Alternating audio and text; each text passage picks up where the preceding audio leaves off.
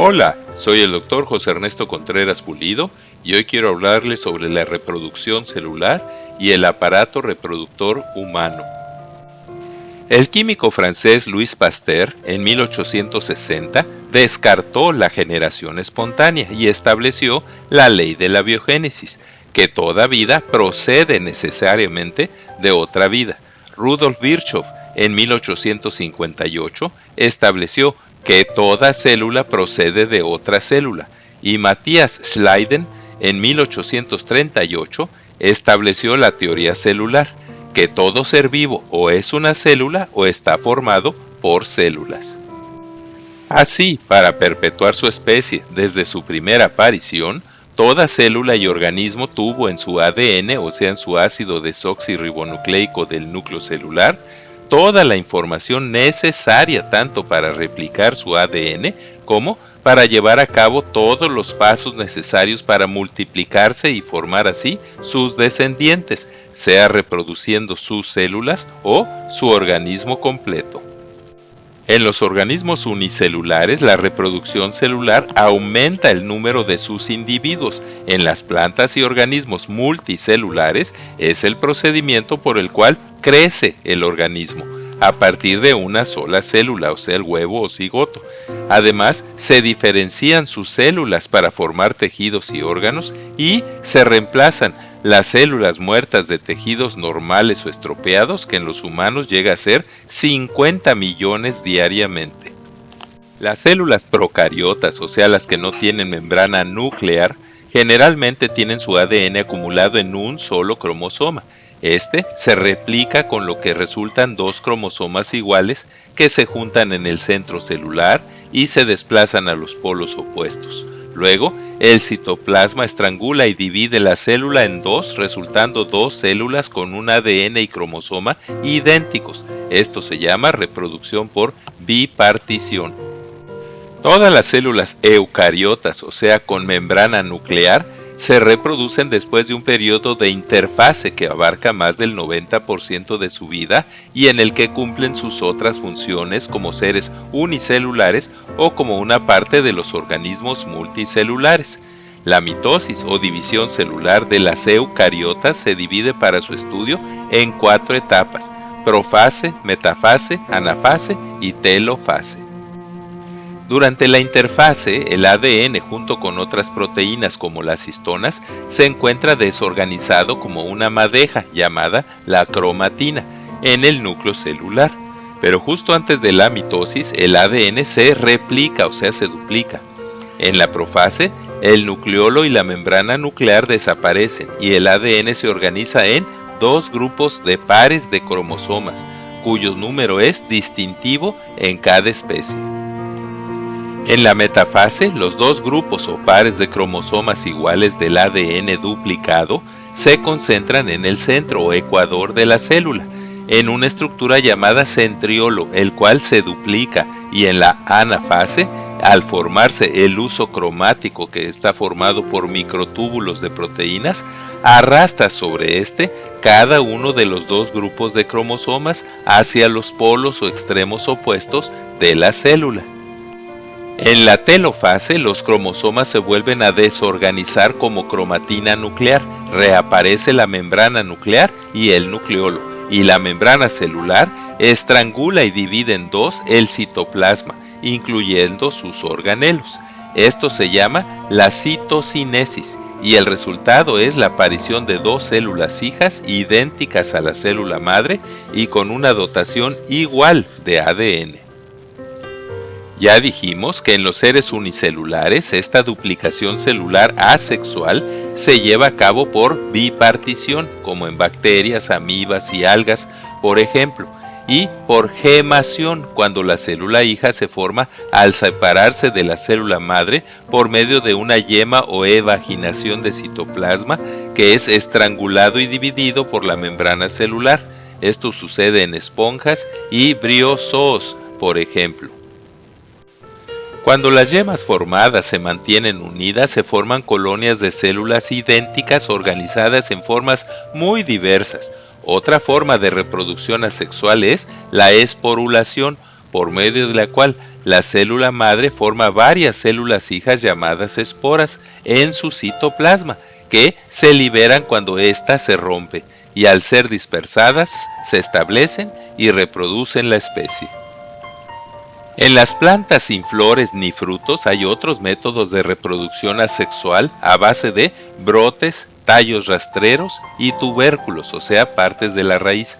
La estrella de mar, las algas y la lombriz de tierra se reproducen por fragmentación o escisión. Así, el fragmentado y cada fragmento regeneran un individuo completo. Algunos insectos como las hormigas y abejas, que son los himenópteros, y algunas lagartijas se reproducen por partenogénesis, o sea, a partir de óvulos no fertilizados, lo que da lugar siempre a hembras haploides y estériles, o sea, las obreras.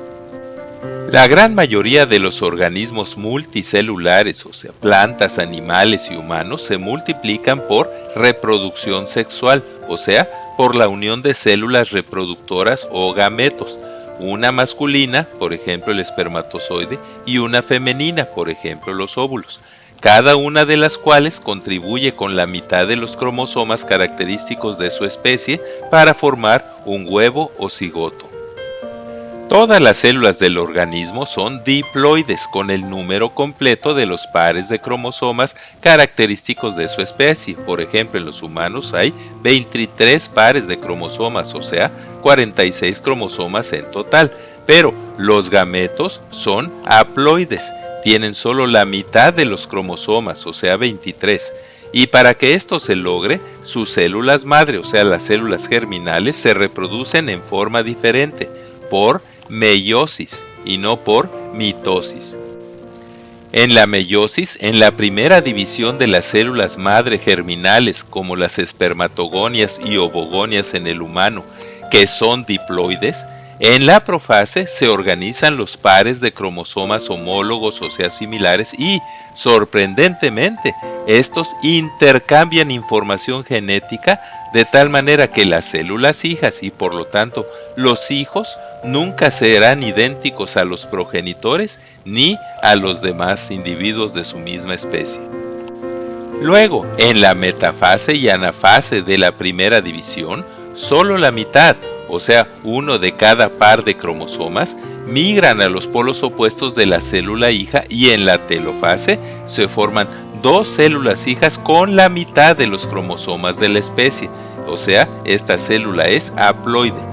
En la segunda división, la mitad de cromosomas se duplican y separan, resultando al final 4 gametos en los espermatozoides y un óvulo, todos haploides, genéticamente diferentes. En los humanos, el varón contribuye con un espermatozoide para fecundar el óvulo proporcionado por la mujer, de tal manera que se conciba el huevo o cigoto humano de su descendiente, que, aunque tendrá los 46 cromosomas característicos de su especie, como ya dijimos, jamás será genéticamente idéntico a sus padres, hermanos o alguno de los demás humanos. Además, aunque todos los óvulos tienen cromosoma sexual X, la mitad de los espermatozoides heredarán a su descendencia el cromosoma sexual Y la otra mitad el cromosoma sexual X. Cuando un óvulo, que siempre es X, es fertilizado por un espermatozoide Y, el resultado será un hijo, y cuando es fertilizado por un espermatozoide X, el resultado será una hija. En el humano, que aparte de ser bisexuado, tiene dimorfismo sexual, en el varón, los órganos del aparato reproductor son la bolsa escrotal con los testículos, o sea, las gónadas masculinas productoras de millones de espermatozoides diario, los conductos deferentes que transportan los espermatozoides hasta las glándulas seminales, la próstata que contribuye a la producción del semen y el pene. El semen es el líquido blanquecino y viscoso que sirve de vehículo nutritivo a los espermatozoides que, desde las vesículas seminales, son expulsados durante el orgasmo a través de la uretra, que es la que comunica la vejiga con el exterior, a través del pene. Normalmente en cada eyaculación se expulsan entre 100 y 300 millones de espermatozoides fértiles. En la mujer, los órganos del aparato reproductor son los ovarios, que son las gónadas femeninas que normalmente se alternan para producir un óvulo por mes.